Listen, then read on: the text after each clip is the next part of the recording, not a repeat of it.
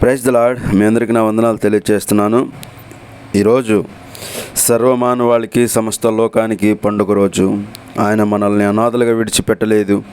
క్రీస్తువైన నా దేవా, మీరు ధీరుడివై తిరిగి లేచారు. ఏ మరణము మిమ్మల్ని బంధించలేకపోయినది, ఏ సమాధి మిమ్మల్ని తనలో ఉంచుకోలేకపోయినది. ఎందుకంటే పాపం చేసిన వారినే మరణం బంధించగలదు. మీలో ఏ పాపము లేదు. మీరు సర్వోన్నతుడైనటువంటి దేవుడు. మీ వంటి వారు ఒకరును లేరు. మీరు పరిశుద్ధులు.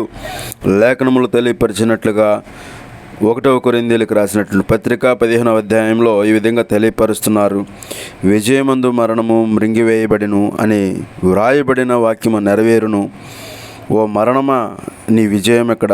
ఓ మరణమా, నీ ముళ్ళెక్కడ? మరణపు ముళ్ళు పాపం చేసిన వారిని మరణము పట్టుకొనును. అందుకే పాపం చేయవద్దని లేఖనము తెలియపరుస్తున్నవి. దేవునికి స్తోత్రం.